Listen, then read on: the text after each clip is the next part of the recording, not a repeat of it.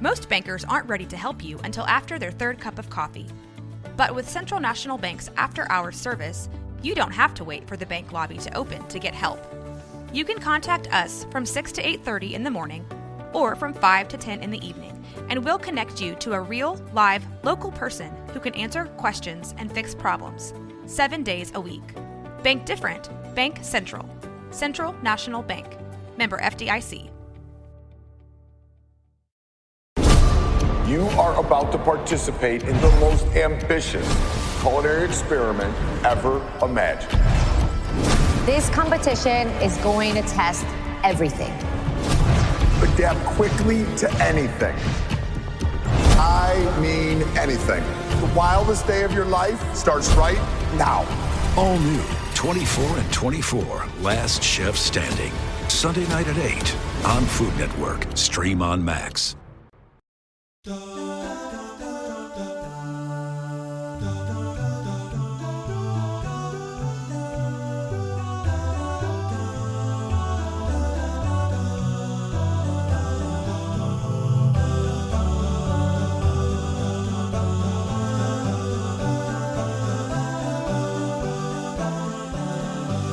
Hey everybody, welcome to Jennifer Love Hewitt. Please be on our podcast.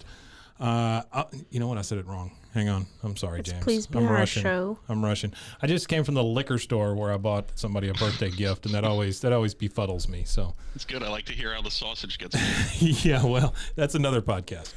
All right, one second. Hey everybody, welcome to Jennifer Love Hewitt. Please be on our show. I am Mike, and I am here with Alison. Hi. Who, if anybody was wondering, she did get her corn in a cup. So that's a pretty big deal for her. I went home last night, Alison, and I griped to my wife about the fact that she wouldn't shut up about corn in a cup. Listen, it just was kept delicious. talking. Okay. Yeah. It was delicious. Say it. Say what it's called. An elote? What? An elote. Okay. All right. Corn in a cup. Fantastic. All right. Well, we had an argument over whether you should just make it at the house. You know, you said you had corn. The only thing you didn't have was Parmesan cheese. Listen, the cheese and the salsa is what makes it. Okay, great. Okay, so as you all know at this point, this is a desperate attempt to try to get Jennifer Love Hewitt to call into this podcast, which she will, because she will call us at 254-300-7982 at some point. Jennifer Love Hewitt, please be on our show. So last time, you and I talked about an email that, and I don't want to go as far as call him a fan, but someone who obviously was in the hospital and forced to listen to this was listening to our show and decided that they would help us make and share with us a drinking game that helps us get through Ghost Whisperer. No. You have to rephrase that. Helps you get through the show. But see, here's the problem. I don't drink anymore. That's the issue. And see, the issue in lies that I actually enjoy the show and you not so much. Well, I never said I didn't enjoy it. I just said it's a horrible piece of crap. No, I didn't say that. It's not. It's fine. It's whatever. It's CBS. What do you expect? So the cool thing is we went over that game last episode, and now to really stretch it out, we've gotten James, who is the inventor of this game, to call in, and James is here with us today. James, are you there? I am here, Mike and Allison. How are you? We're good, man. Thank you so much. So you listed a couple of things in here. One was that it's a Friday night show, or it was a Friday night show. For me, it's a no-night show now.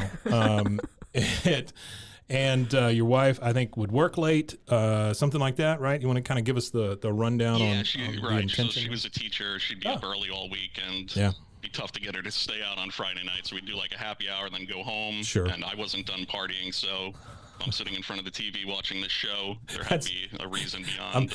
I'm sorry, James. Hang on 1 second. You just compared partying to sitting at home and watching Ghost Whisperer. Yes, exactly. Okay, all right. That's the genesis of the game, to try to bridge the gap. I got you, sure. So this is what helped you get through it. Is that what I'm hearing? Correct. Okay. So Before we go over the actual rules of the game, I have to get some commiseration from you here for you to kind of. I'm hoping that you answer this in the way that I think you will. Do you think ghosts should be allowed to get into cars and move around? Yeah, I mean, there's a lot. I mean, I think you're not even halfway through the first season, so no. your list of grievances is going to grow exponentially. Really? Unfortunately, with the different things they can do. But no, probably not. But I think Alison would confirm that at certain points they pretty much can do anything. Yeah. Yes. Because they're dead, I guess. Okay. So this is what we have waiting for us in the afterlife. Is that what we're understanding? We can Cruising around Grandview. Yeah, we can just move around Grandview any way we want with a woman with her breasts hanging out and just get shooed off into the light whenever she thinks we're ready. That would be the best case scenario? Sure. Okay, James, let's go over this this drinking game here. This is the Ghost Whisperer rules. Any special rules here you want to point out before we just kind of go through them real quickly? No, go for it. All right, so 1 drink, Melinda cleavage shot, max per outfit, or 1 per outfit unless very gratuitous. So the very gratuitous, sometimes they get a little interesting with the camera angles, so you get to see a little more, sure, shall I say. Yeah, I think that, and I don't know about this show. I just know every time I see Jennifer Love Hewitt around that age, there they were, just ready to smack you in the face. I mean, just boom, there it goes. Next one is Melinda new outfit. So tell me about that. What's the deal with her outfits? Yeah, so again, Alison, I'm sure knows this very well. She could be in anywhere from 5 to 20 different outfits in the course of a show, so that can really. There's shows where that one is a big catalyst that can get you up into the danger zone. Yeah. And I never thought of that until I seen this, but how many costume changes she does take over the course of one episode. I can't even imagine the size of the trailer. Melinda screams. I think that's pretty self-explanatory. I'm only about 4 or 5 episodes in, and she screams far too much. Melinda has a dream or there's a flashback, and there are a lot of the Melinda childhood flashbacks, which you attribute to 2 drinks rather than just 1. Correct. Okay. Melinda crying. I can only imagine how much crying is in store for me as I watch this series. I mean, it's a 1 drinker. That's why it happens often enough. And then crossover, or anytime she says crossover or the light, of course that, that's going to happen every single episode, if not more than once. And the fun part about that is they're usually paired together, so you're usually getting a crossover into the light. So there's 2 for you right there. So you get a double fister. Yep. And then if you see a double fister, then it's 3 drinks. Melinda explains her gift. So this is a fun one because, that certainly it happens at least once an episode, but usually even more than that. And that leads into some of the other rules down the list about how these people react to it, which can span the gamut. So let me ask you this, James. Don't you feel like this town, what's it called? Grandview? Grandview? Okay. Great name. Don't you think that this town is pretty freaking small? I mean, it seems like I don't know, maybe 1,000 people. I mean, it just doesn't seem that big, right? It is pretty small. You know where they filmed it, right? The actual town square. Where? It's the Back to the Future square. Oh, is it really? Yeah. Oh, that makes total sense. Yeah. Yeah, that's great. Now I can never watch that show again. And they actually get Biff on as a guest star. Oh, do they really? Yeah, he's a recurring character coming up. Oh boy! If you're a TV show and you can say we had Biff on as a recurring character, boy, you've really made it. That's why if I could just cut in, because I feel like Alison's been up against it. I've caught up with your episode since I wrote the email to you. Okay. And these first episodes are not the best representation of the show, Alison. Sure. Correct? Yeah, and I have given Mike a fair warning that it gets better. It does get better. You get a lot of good. You even get big name stars, and not only Biff. I think you're up to. I was looking. The last one you did was like 7 or 8. You're gonna have the Wonder Years dad coming up. In like the next episode. Well, I like him. That's huge. Is it pre or post heart attack? I think pre. Okay. You also get pre-jail Lori Loughlin. Oh, Full House. Very nice. She's on there this season, I believe. She's just getting everybody into college on the show. Yeah. Is that what she's doing? Everyone came through Ghosty at one point. That's right. Yeah, and I know Jay Moore shows up, and he's like a big-time character, right? Yeah, he's season 2. He really gives a new dimension to the show. Propane, as we like to call him. Okay. See, I told you. Hopefully she comes on the very end. I feel a little attacked at this moment. Okay, so I don't know who Delia is, so I'm waiting for that. Ghost refuses to cross over until blank. I get that because there are a myriad of reasons that these ghosts can't cross over. Like, I left a quarter on that pinball machine, or my dipped cone didn't have the curlicue on top of it like it's supposed to. I think you're missing the concept, sir. What do you mean? Why would you stay behind for a quarter? I don't know. You'd have to ask Melinda. I don't know. But you can drink every time they tell you about it. And then I do really enjoy the part of the Village Java / Internet Cafe.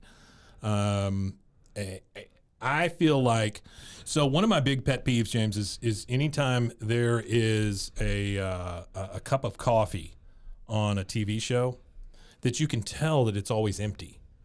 And then they mime the drinking, like there's something in it. It's just so, I don't understand. Why not just put some water in it? I mean, wouldn't that solve that issue? Because it is 2023, and I'm assuming this is about 2015, 18, something like that we're talking about here. This is like 2005. I was gonna say, I think first years. Oh, that was before they learned how to put liquid in cups. That's what that was. Because it was a 5-season run, so it should have been 05 to 10. Oh, okay. All right. Look at her. She knows her stuff. All right, let's move down to a couple of these two drinkers. We have Melinda repeats verbatim what a ghost says. I think that's going to get you a lot of drinks right there. Melinda says other side. I think that's kind of an extension to the crossover, the light piece. Yeah, but, you can get a 4 out of that. You get that a lot. Crossover to the light, crossover the other side, the light all together. It's very fun. I like how anytime Melinda mentions that she can't cook, that's nice. Although she does seem to make a lot of meals. Oh, but she can't cook. Does she make a lot of meals? Does she make a lot of meals? She doesn't seem like she's home around dinner time a lot. Oh, okay. Well, maybe she doesn't. Maybe I'm thinking of Julia Child. I don't know. If she does, I feel really bad for Jim because... I don't feel bad for Jim. Jim knew what he was getting into. What I thought with Jim is, if we could just go on a tangent for a second, please. Unless she's... I don't know. This is a pretty rigid show here, man. I don't... Yeah, go ahead. So the Jim thing, it's almost like it's a social experiment where he made a deal with the devil, where you want to marry this beautiful woman. Yeah. We're just going to see how much baggage that we can attach to that and what you can handle. You're going to do every job in the town of Grandview. Your wife's going to leave all the time, never home for dinner.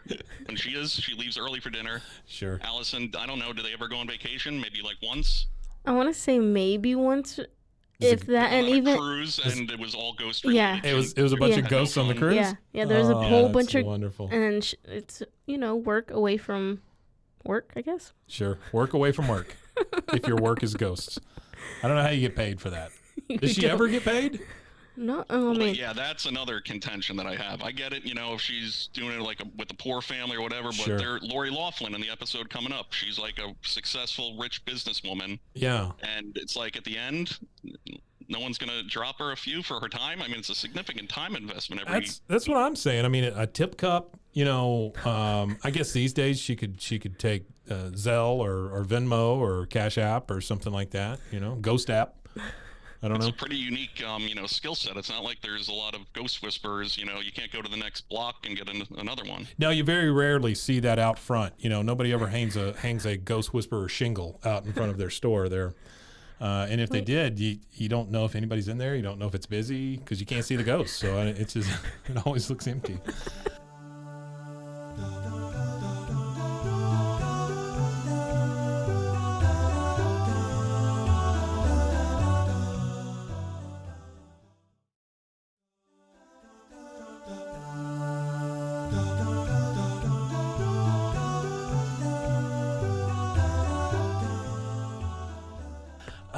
Okay, so let's skip down to some of these three drinks.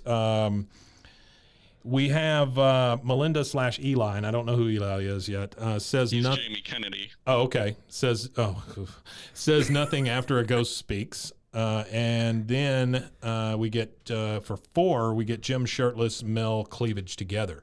So that is a forfer. Is that what that is? Correct. Well, Jim shirtless is 2, Mel cleavage is 1, and then you get the bonus 1 if it happens in the same scene. Wonderful. Oh. Love that. I should mention though, we kind of skipped over the ones that really pile up, these translation scenes at the end. Okay. So she's, you've seen enough to know that most of the episodes, the last 6-7 minutes are her doing these translations. Yeah. And these are the last times, that these people are talking to their loved ones through her. And she just butchers these translations. And sometimes she just doesn't say anything. Yeah. Yeah. But that can build up. You could get like 15, 18 shots in like the course of a minute in those scenes. This is just, do you work for like the liver destroying association or something? Is that what you just go from place to place? I think I'd say it that my heart belongs to my wife, but my liver belongs to Jennifer Love Hewitt. That's fantastic. I want to give you another compliment though. I love the fact that you just refer to her as Love Hewitt a lot of the time.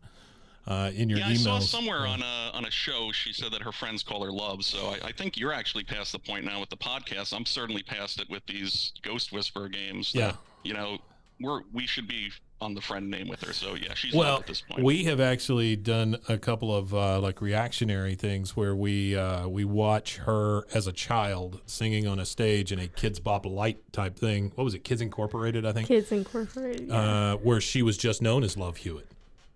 Right. And to give you an idea of why we're still doing this is she is from our town. The Hewitt part is from a city around our town. It is. No. It is. No it's not way. Her real last name. There's no way. No, her real last name is Smith. But anyway, that's why we started with her. I do. But when she calls, and I have no doubt that she's call, going to, sure. I would still recommend, just do the courtesy and ask her if it's okay to call her Love before you just jump right into absolutely. Yeah. I'll probably add a some sort of something on the end, like Your Highness or something. I don't know. Maybe she has a special thing she likes to be called. Maybe I'll just call her Ghost Whisperer. Hello, Jennifer Ghost Whisperer Love Hewitt. I mean, that's a good name. It's like an extension on your driver's license. That's a big one. No.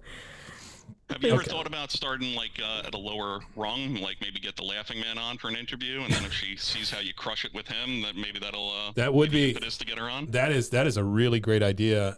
I don't know who the Laughing Man is yet, other than that one scene I've seen where he was across the street just laughing. Is that pretty much what you get out of him, just laughing? Yeah. So that's why I think he's probably available. Do you think he can speak? Or does he just laugh the whole time? Is it just ha ha ha ha? It might be like those people that guard the castle of the queen. Right. They're not allowed to break character. That's right. He's just like, so how was your relationship with your mother?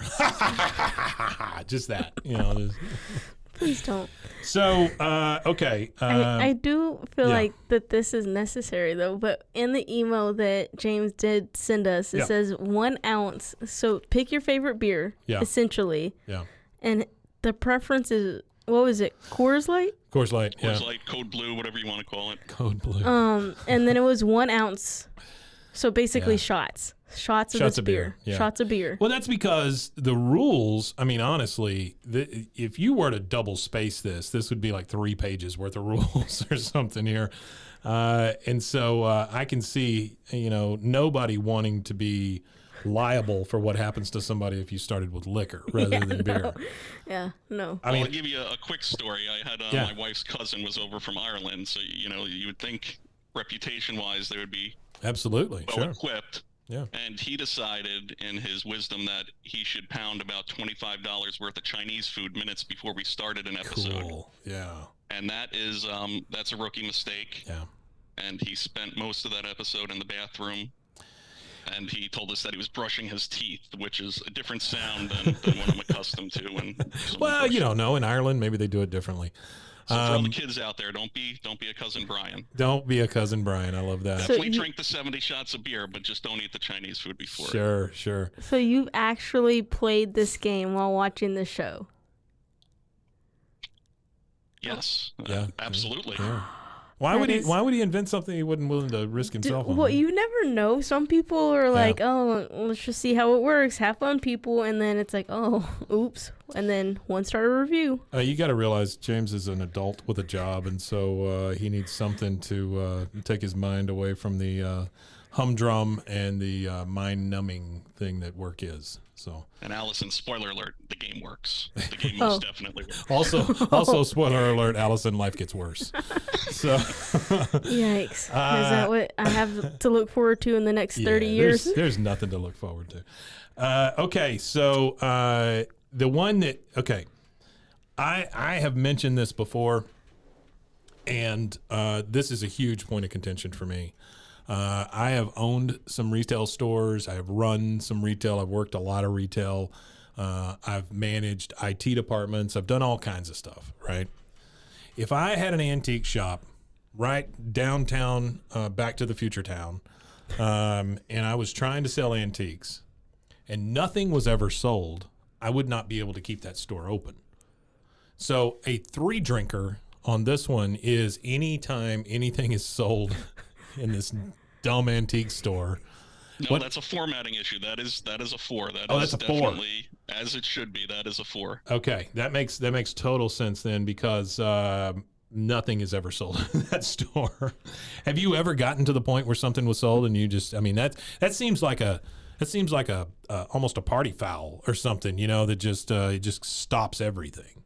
Yeah, that might be single. Sure. 5 times a season, perhaps. Right. Yeah, I just don't understand how she makes her money. Well, she's not trying. She shuts the store down to go out and ghost. Sure.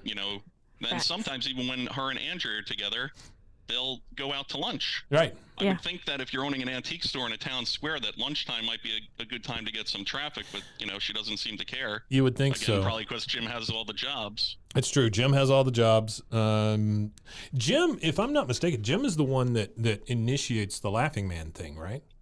Because didn't that happen in the same one where somebody went off I'm on a bike. Oh, I hit you with an ambulance or whatever it was. That was Tattoo Man. That was Tattoo Man. I'm so sorry. That was I'm mixing up my the men. most recent episode that we had where...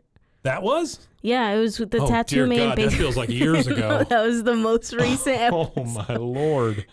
Okay. All right. Actually, I have the list here. So if that was your last one, then, Mike, I'm going to say this. Yeah. If you get through the next 5 or 6 episodes and you haven't changed your opinion a little bit, because we got a tour de force coming up.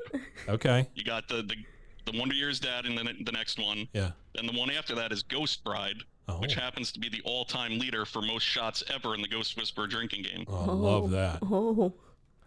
So here's what we're going to do, James. I am going to print out several copies of this, and every time I watch this, I'm going to start marking it. I mean, I don't drink anymore, but I could mark next to these, every time I should take a drink, right? Mm-hmm. And then I think we're going to just have like a running tally. We'll start from this episode, and then we'll give an average at the end of that first season. Then we'll do the same thing with season 2 and season 3, unless I hang myself in a closet before then. So listen, this show is not that bad, Mike. I promise. Okay. It is. I just don't understand. Okay, here's. I watched a lot of TV, watched a lot of movies, done a lot of stuff. I don't understand how somebody can get to this point and go, yeah, I don't know, I'll try the next one. It just I would have been checked out by now if it weren't for this podcast. I would be done. I don't know what makes me keep doing it. Is that how you both feel though? Like you just keep watching it? Is it like a punishment that you're doing to yourself, or what keeps you going? That's for you, James. Well, for me, it's the game. Allison, I don't care. She's here. Yeah, the game certainly helps. Though I will say the game is an enhancer for most times. The show is not a bad show. Yeah. The game certainly enhances it, brings it to a new level. In some cases, the game is an absolute necessity to get through the show. I think you guys watched the one where the kid got smashed by the train. Yes. Yeah, that's the one where the kid gets in the car. If you're watching that without playing the game, then you got a serious problem. Yeah, that's a rough one. That's a rough one. I do, James, this is more for you because I know Mike knows this, but I have watched the show probably 4 or 5 times now. And there should be some sort of organization out there that helps you wean off of these things. And Alison, that includes seasons 4 and 5? Yes, like all the way through seasons 1 through 5. I'll tell you this, if you get the early part of season 4, okay, but you get like a quarter of the way into season 4 and love hasn't called you by that point, you should start a GoFundMe to get her to do it because you don't want to live those episodes. Sure. So they went Hillary Duff at one point. It just really. Oh my really God, Hillary Duff shows up? Yeah. Is she a regular? No. Oh, thank God. I do joke about that. I hope that JLH makes it. I really hope she waits until the very last episode to come on just to make Mike watch all of the episodes. No. I'm going to drive to Hollywood, Florida, wherever she lives at this point, and find her and just make her talk to me. I'll be that guy on TMZ. They're dragging out of the Beechwood, Florida condos or wherever she lives. I really hope she made it. Episode 117 and then calls. Hey, you know what would make this easier is if Jennifer Love Hewitt would just call in and give us her address. She could call us at 254-300-7982. Jennifer Love Hewitt, please give us your address. So see, if I were doing a drinking game for this show, Mike, that would be a 1 because you've normally done it about 15 times. That's right. Now, but That's right. We're in such a captivating conversation, and I haven't heard it a lot, so we'd all be sober. That's exactly right. I love the fact that he's listened to the show often enough to know, you would have already done it this many times. I just like the fact that he hasn't run away screaming. That's my going thing here. Well, James, I really appreciate your time, man, and being a part of this. Anybody giving us feedback on this is fantastic, and I really appreciate the effort that you put into this. And if you'd like, I would love to give you a call a few episodes down the road and just kind of go over things with you again. Yeah, I want to see how accurate your scoring is. You got it. I will. The only thing is, I am having trouble separating those 3s and 4s. Do you mind reformatting that and sending it back to me? We'll get you. My sister said she'll get you another one. We'll get you Your sister said. She's the second leading player in the second ranked player in Ghosty history. Gosh, yeah. Tell her we would like to have her on as well. I would love to talk to the entire family. 9 more episodes to go. So okay. All right, James. Well, thanks for your time again, man. We really appreciate it, and we'll talk to you soon. Take care, guys. Thank you. Goodbye. Bye. So, Allison, that was pretty exciting. Yeah. Yeah. Much more exciting than this dumb show. Yeah. I hear we've got some great things coming, though. So maybe that put a little more steam in my trunk or whatever. I don't know. It made me want to reach out and ask Jennifer Love Hewitt if she'd like to be on our show. She can call us at 254-300-7982. Jennifer Love Hewitt. Put some steam in my trunk. Oh, I don't know what that means. Wait. I don't know. Okay. Well, that's all the time we got this time. This was a very special episode. It's always special when people reach out to us, and I really appreciate it.